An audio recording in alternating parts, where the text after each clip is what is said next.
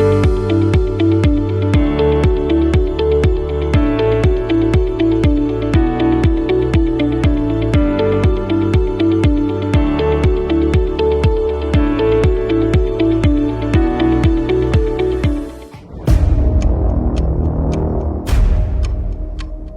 submarine deployment is part of the new AUKUS agreement between the U.S. and Australia. I have to convince the CIA to step in. And I have to do whatever it takes to save my parents. The AUKUS Affair threatens to destroy our happiness. And possibly the security of all of us. Hello and welcome to American Stories. I'm Saida Pagan. The guest on this episode is Robert Ferraro. He is an award-winning former network and local news producer. And for the past several years, Robert has turned his attention to education and writing and is the author of several books. The latest is titled The AUKUS Affair, and he joins us now to tell us more about this intriguing spy novel. Thank you for joining us, Robert. Oh, thank you for having me. You know what's intriguing to me, Robert, is the title of your book. Tell us about that. Yeah, well, AUKUS is an acronym meaning it comes from Australia, the UK, United Kingdom, and United States. Those three countries, a couple of years ago, came to an agreement whereby the United States was going to allow Australia to have some of our most advanced nuclear submarines. As a matter of fact, they're still on the drawing board. So this agreement caused an enormous eruption in international affairs. First, the Australians were originally supposed to buy their submarine from the French, and then they had to turn around and multi-billion-dollar deal. And they had to go and tell the French, sorry, guys, we're not going to do this. We want the American one. And so that created among the Allies a big of a contretemps. Then China got all upset because the thought of Australia having this new weapon, a devastating new weapon, was something that infuriated them. So this was the origin of my book, was this agreement and how the Chinese were going to react to this new development of these new ballistic submarines on their doorstep. Sort of like the Cuban Missile Crisis, but in reverse with China. And so the story begins with the Chinese trying in some way to find out about what this new sub can do and find a way to counter it. And that's where the spy story comes in.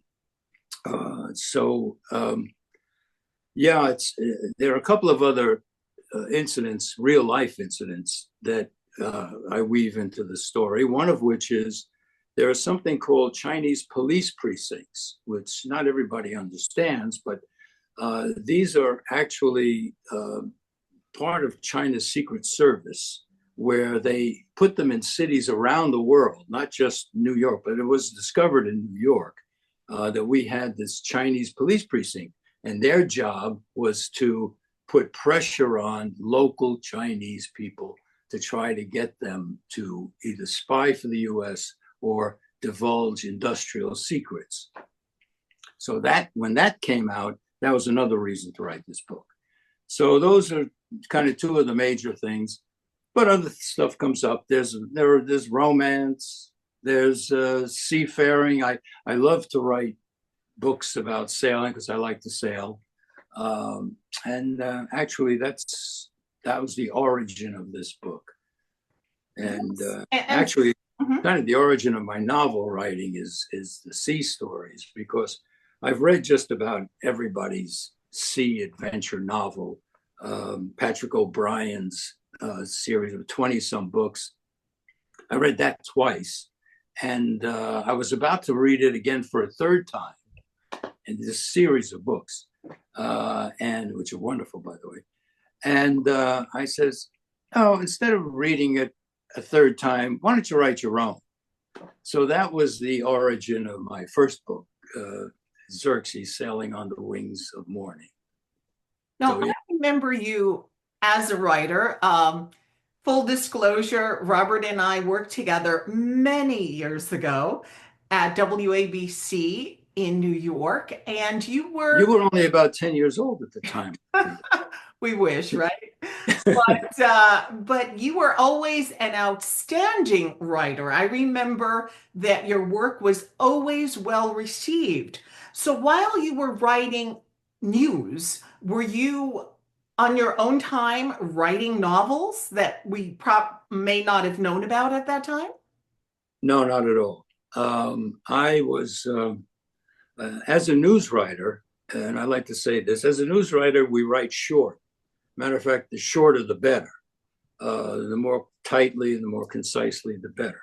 So actually, once I retired and I had time to write, I started with poetry because it's short for the most part. It's shorter than that. And so I always said, well, I can write short, so I can do poetry. And so joined a wonderful library here in New York called the Society Library, and met other poets. And so we started, and I'll show you, I put out, can you see this book? Yes, I can. Yeah. All right. She Plumps Pillows. The she, of course, is my wife. But at any rate, she had said, well, look, why don't you collect your poems just for the family so that, I mean, I've spent my time doing it and the kids someday might like to know what I wrote. So I did that as a self-published book.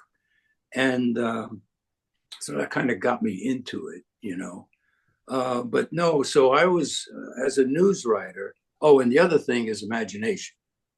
I have no imagination. As I just told you about the AUKUS Affair, it's news that then I turn into a novel. I turn into fiction. I can't kind of just invent stuff. I mean, I'm so envious of people that can invent great stories.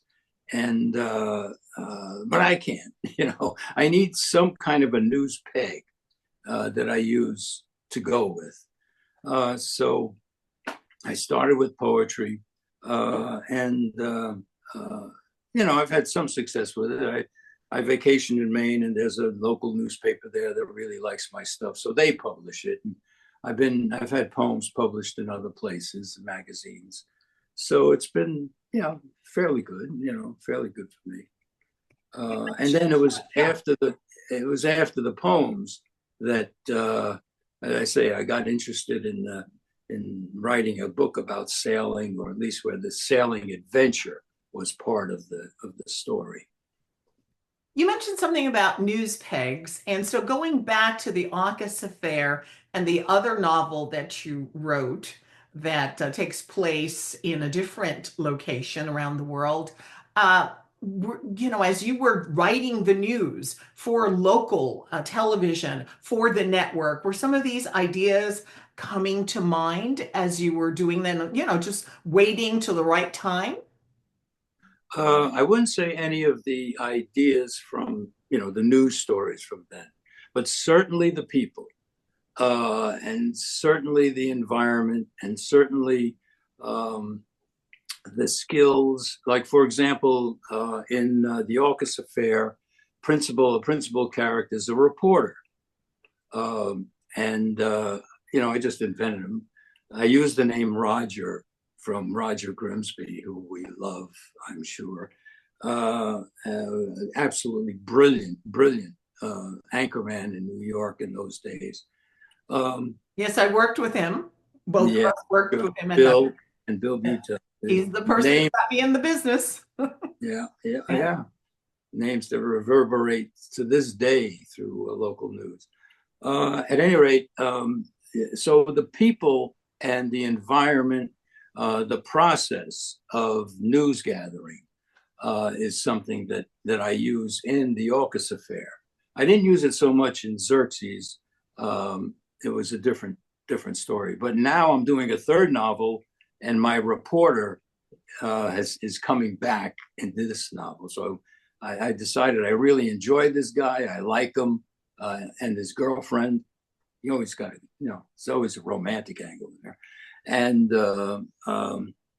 so anyway, I decided to use him again in this next novel. But yeah, so to answer your question, no, nothing specific from those days in terms of news or an idea that I might use.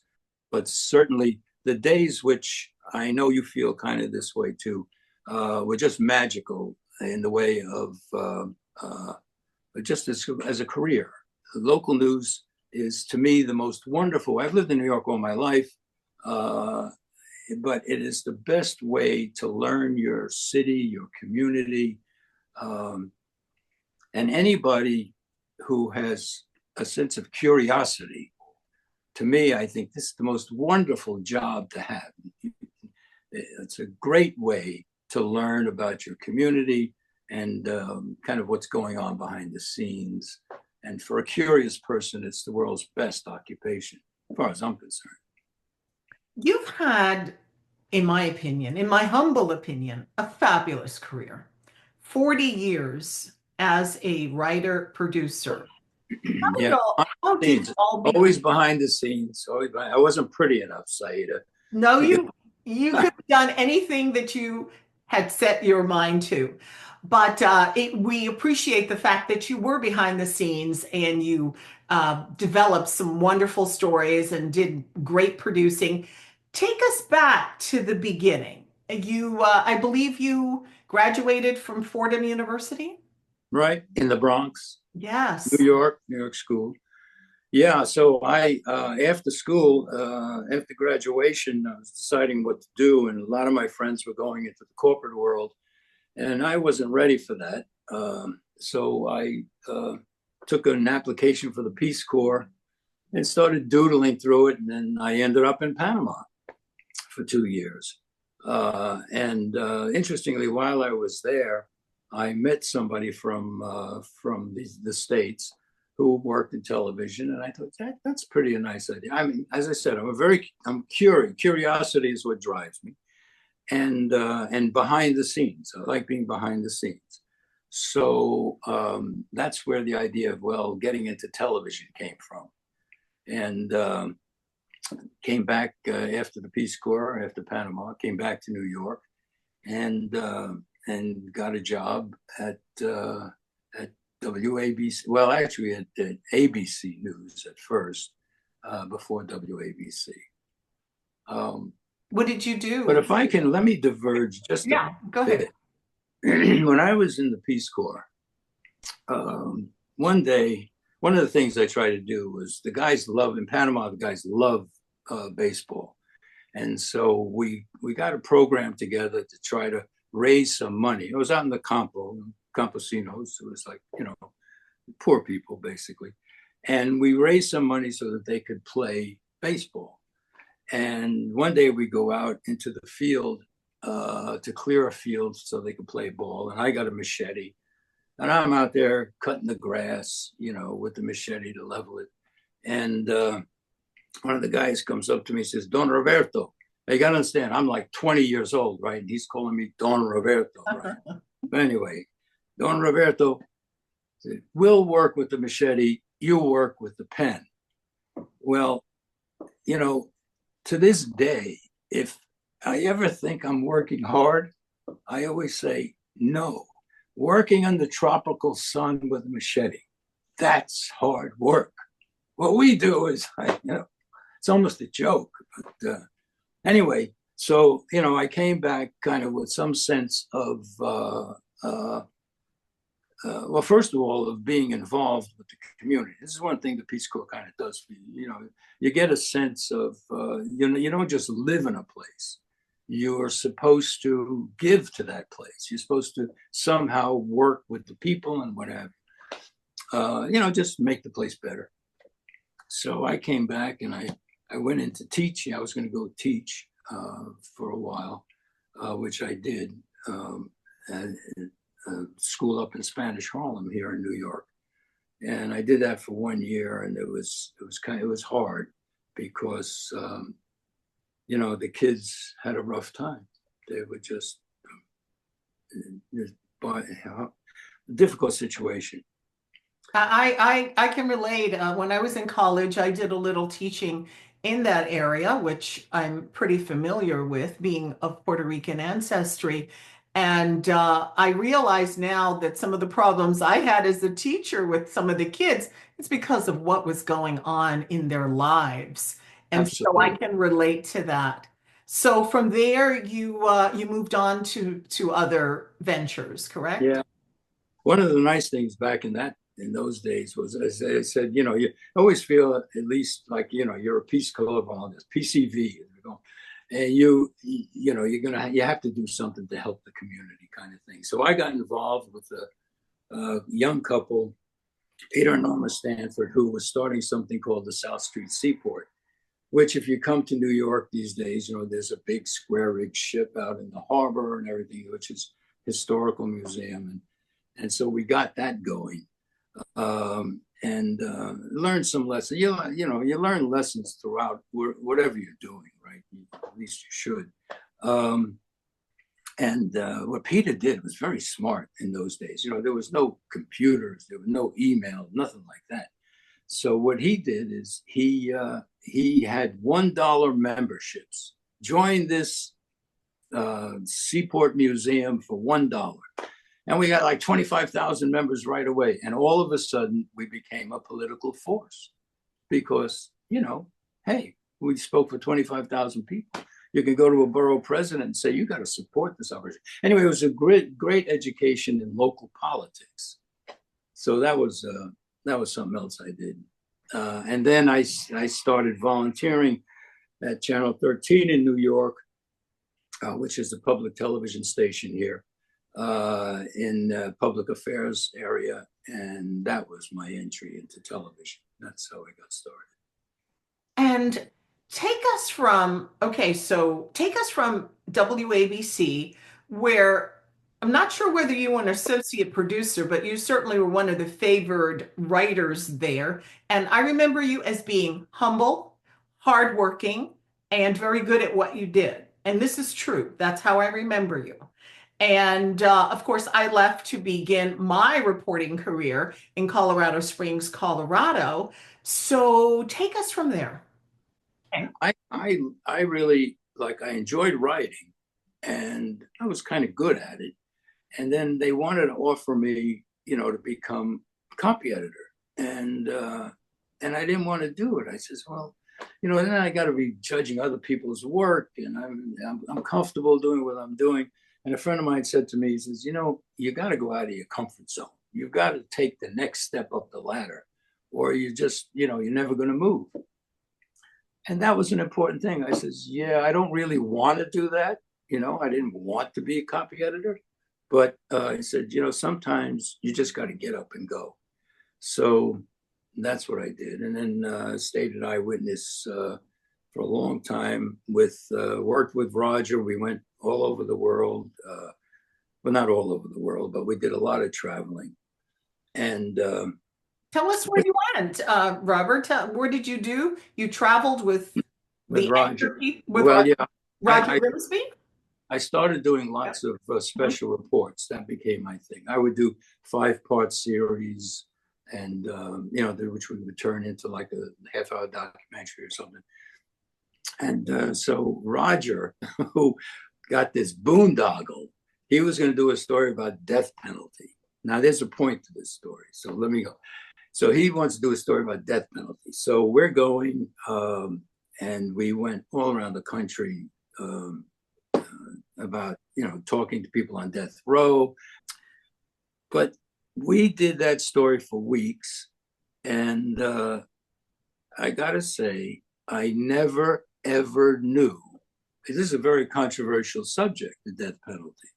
You're for it or you're against it, And sometimes, like we interviewed one guy whose wife was killed, shot by some stupid robber out in Seattle someplace. And the guy was so stupid, he left his wallet on the bank desk so that they found him quickly. And I was so angry at this guy. It was a 6-year-old little girl was now motherless, and the father, and they were crying. So I would swing. From one day I would be like total yes, death penalty. And then I would say, no, that's really the wrong way to go. It's so much injustice involved and so forth. Roger, I never knew the entire time we worked whether Roger was for or against the death penalty. In those days, being totally objective and not giving your opinion was so important that I'm kind of shocked today by how reporters are telling us how they feel. Oh, that was a great story. Oh, that makes me feel good. Oh, that makes me feel sad. Doesn't it? Isn't that terrible? I don't care. I tell my students, because I teach broadcast journalism now, so I don't care what you think. I really don't. You go out, you tell me what you saw, what you heard. Someday in life, you may be such an expert that we're going to give you a column. You'll be a columnist, or you'll be an expert, and you can talk about what you think, but now you're just a reporter. You just don't, I don't want to know what you think. I want to know what you saw and what you heard. So I feel very strongly about that. And I've never forgotten Roger that whole time with him, all that time talking about a controversial subject, and never gave a single clue as to how he felt until the very last line of the story. And he says, well, no matter what you feel about the death penalty, one thing is certain: this guy, if we execute him, he's never going to commit that crime again, even if he didn't do it the first time. So that was the only indication I ever had that Roger was, probably against the death penalty. But again, it was, You're sharing that knowledge with students right now. Tell us about your career as a professor. Well, it's not much of a career. It's Purchase College in New York started a program, journalism for broadcast journalism. Remember broadcast? That was, now we don't even say broadcast anymore, but broadcast journalism course. And a friend of mine was going to teach it. And then he decided, he didn't want to do it. So he says, you want to do it? I said, sure, all right. Because I was coming to the end of my time at NBC. I was at NBC by then. And so I started teaching at Purchase College. And that was like in 2009. I was still working at NBC. They'd let me out early to go out and do this. And then after that, I started at the New York Film Academy, which was NBC was a joint venture, NBC and New York Film Academy at that time. And so I went and started there. I've been there 15 years now, I think. That's great. There's one not far from where I live in California. Yeah, right. There's a branch out here, a location out here as well. Yeah. And then, Robert, you mentioned you write poetry. You've written 2 novels based on what's your own imagination, but as well as a little bit of influenced by what you have seen and heard in the news business. But you've also written some plays as well. Tell us about that. Yeah, well, I mentioned before this library here. We have a wonderful library. So there was a woman who was teaching 10-minute plays, short, like 1-act plays. And again, I figured, I write short. I don't write long. So I decided to try my hand at that, and because it's fascinating. A play is really interesting when you think about it. Like you and I, we're used to narration. If I'm going to tell a story, I've got interviews, I've got stand-ups, I've got, lots of different elements I'm going to put in the story, and I'm going to have all my narration so that I make sure everything that's important in that story is going to be told. When you're dealing with a play, everything has to be said by the characters. The audience doesn't know anything except what the character says. And that I found that a great discipline. I mean, just to have to tell your story without narration, without video support, without any. It's just going to be these people talking, and so I enjoyed it. I wrote a bunch of them, and yeah, some of them are okay. I like some of them. But, so how many books is that now? 3, 4?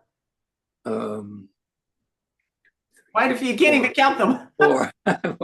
No, and now I'm working on this new one. The new one, I'm kind of, again, I've got my reporter Roger is involved in this one. And interestingly, a lot of people that I trust said, we don't really like Roger all that much. This is in the first book, in the AUKUS Affair. And I said, I like Roger. He's young, he's ambitious, he's a little brash, he's full of himself, but he's young, he's got to grow. So this next novel, he's growing a little. And I hope he's a little bit more likable. But I always like Roger, but there's he's nothing at all, by the way, like Roger Grimsby. Nothing at all. But the name is just homage. It's homage. Yes. Well, I think a lot of people from back in the day, Eyewitness News, will really enjoy reading that, as well as the general public, because you're bringing some truth to it. It's not just, someone looking at it from afar. In the final minutes that we have, I wanted to ask you about your other venture, which I was really surprised to hear, which was your audiobooks. Oh, yeah. Well, you hear my voice is a little raspy because I've been recording all morning. I'm surprised to hear that. Tell me about it. Out after a while, it wears out. So I always think, I'm good at detective novels, detective novels. I'm sorry, but yeah, I can't play a teenager, Well, are you voicing over others' books or your own books, or explain? Yes, yes, both. Well, I'm the cheapest narrator I can get, so I do my own books, of course. But yeah, no, I've done a little over 50 books so far. And although now it's very interesting, the company that kind of deals with narrators, the largest anyway, has just offered us to do with artificial intelligence to record our voice, send them a recording. I think they want maybe an hour, that much. I'm not sure. And then they would then use artificial intelligence to copy our voice, so that if I do an audition and someone likes my read and likes my voice, they can hire me, and then I don't have to read it. I just press a button and artificial intelligence will recreate me reading somebody else's book, which is pretty shameless, I think, myself. So besides, I kind of enjoy the acting part. And there's another lesson there, which is, humility. You really got to learn to take rejection. If I did 50 some books, it means I've done like 300 auditions or something. So yeah, but I enjoyed it, and I also enjoyed the technical aspect of it. In other words, the actual playing around with the audio, the editing, and so forth. I tell you, you are a true Renaissance man. Yeah, right. Multifaceted, multi-talented.